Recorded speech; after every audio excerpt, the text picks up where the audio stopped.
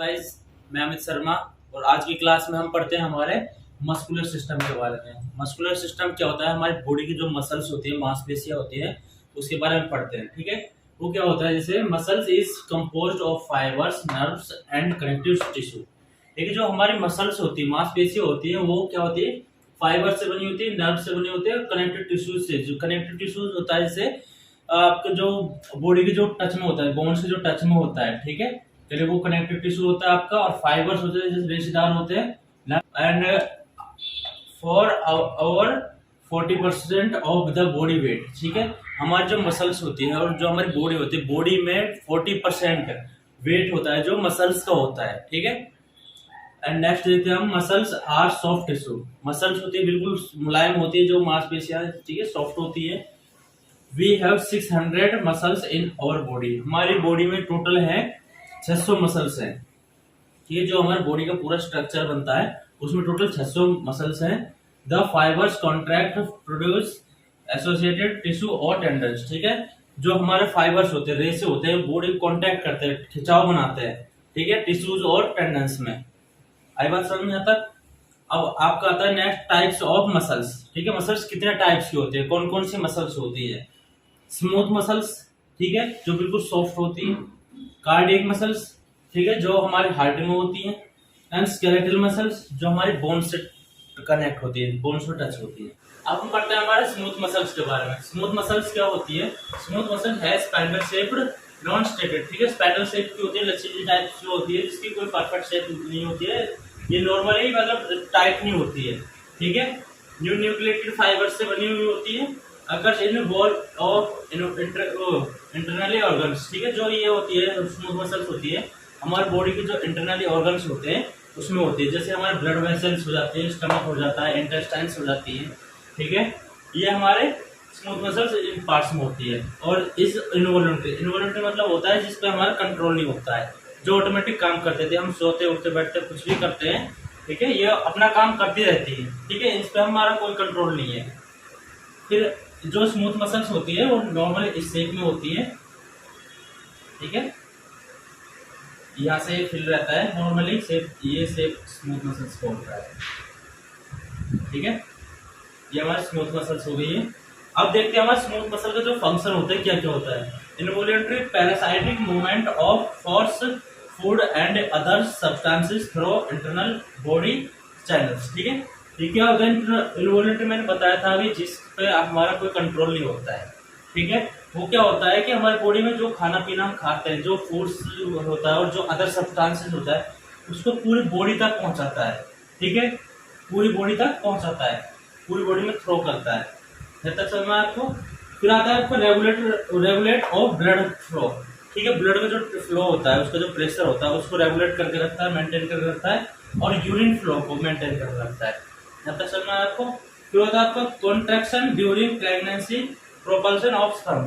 ठीक है, जो हमारी जो लेडी की जो प्रेगनेंसी होती है, उसको डिलीवरी होती है, ठीक है, उस टाइम में भी ये हेल्प करती है, स्मूथ मसल्स हेल्प करती है। जो बेबी होता है जो, वो भी एक स्मूथ मसल्स में बढ़ता है। कार्डियक मसल्स, ठीक है, कार्डियक मसल्स कौन सी होती है? जो हमारे हार्ट में होती है। ठीक है, देखते हैं। Cardiac muscles myocardium make up the thick layer of heart. ठीक है, मायोकार्डियम क्या होता है? हमारे हार्ट की जो मिडिल वाली लेयर होती है, 3 लेयर होती है, एंडोकार्डियम, मायोकार्डियम, पेरिकार्डियम। ठीक है, मायोकार्डियम बीच वाली लेयर होती है। ठीक है, ये थिक लेयर से बना होता है। ठीक है, हार्ट की जो ये होती है, मसल्स होती है, थिक वाली से बना हुआ होता है स्टेटेड। ठीक है, ये थोड़ी टाइट सा होता है। एंड ब्रांच्ड न्यूक्लिएटेड फाइबर, जो इसकी ब्रांच है न्यूक्लिएटेड फाइबर से बनी हुई होती है। यहाँ तक समझ में आया? Occurs in wall of heart, जो ये हमारी कार्डियक मसल्स होती है, जो हार्ट की वॉल्स होती है, मतलब जो साइड वाले जो दीवारें होती है हार्ट वाली, ठीक है, उस पर होती है कार्डियक मसल्स। Is involuntary. ठीक है, ये भी इनवॉलंटरी होता है, जिसका हमारा कोई कंट्रोल नहीं होता। ब्लड है हमारा 24 घंटे काम करता रहता है, पंपिंग करता रहता है।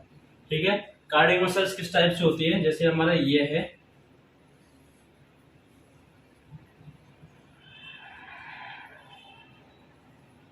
ठीक है, यहाँ पे बनी रहती है, यहाँ पे बनी रहती है।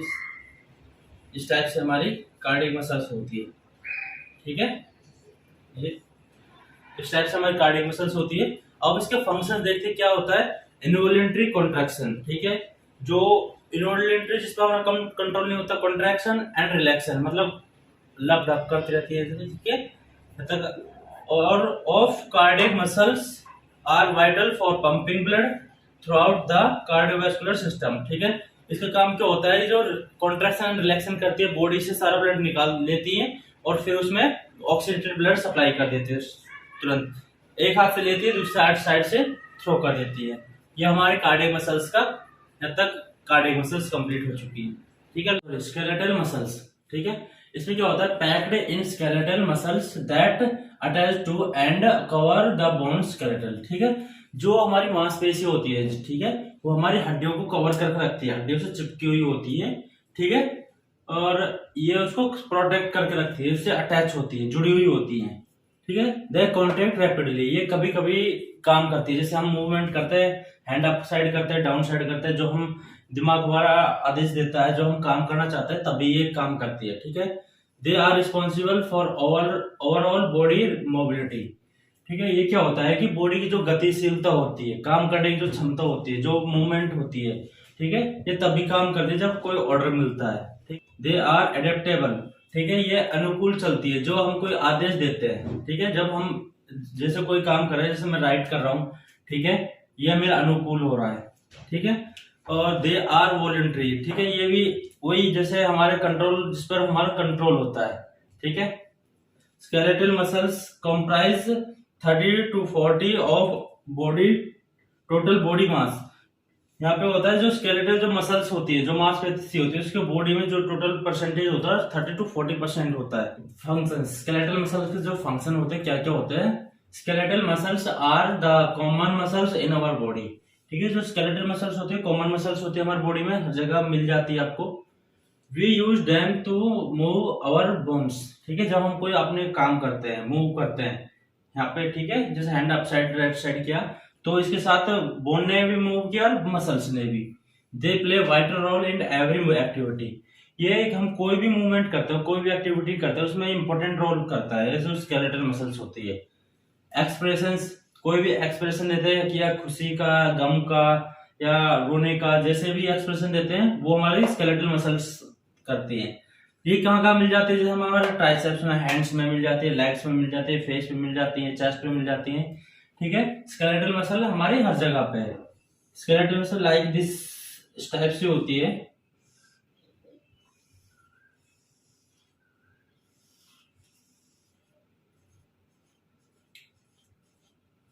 ठीक है, इस टाइप से हमारी स्केलेटल मसल्स होती है।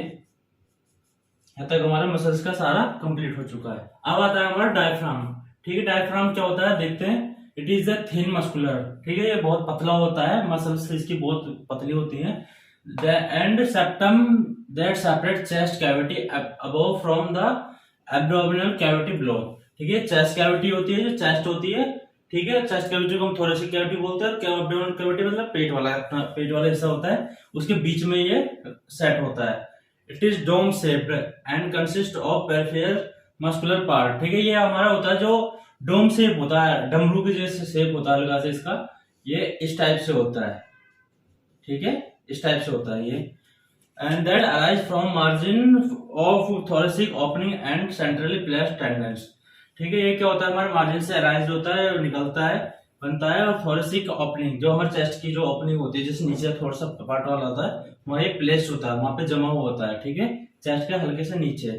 It is pierced by structure that passed between chest and abdomen, मैंने अभी बताया था आपको, ये हमारे चेस्ट के और एब्डोमेन मतलब पेट वाला, ये हमारे लंग्स है जैसे, ठीक है, ये हमारा चेस्ट वाला पार्ट हो गया, ये आपका डायफ्राम हो गया, और ये हमारा पेट का इंटेस्टाइन्स हो गई, ठीक है, ये इन दोनों के बीच में होता है। Diaphragm is most important muscular part of respiration, जो हम सांस लेते हैं, ठीक है, उसमें ये बहुत बड़ी हेल्प करता है। जैसे हम सांस छोड़ते हैं तो ये फूल जाता है, और जब सांस लेते हैं तो ये सिकुड़ जाता है, ठीक है। ये डायफ्राम आपके रेस्पिरेशन में मोस्ट इंपोर्टेंट रोल निभाता है। यहाँ पे हमारा मस्कुलर सिस्टम खत्म होता है। यहाँ तक किसी कोई प्रॉब्लम हो तो बताइए।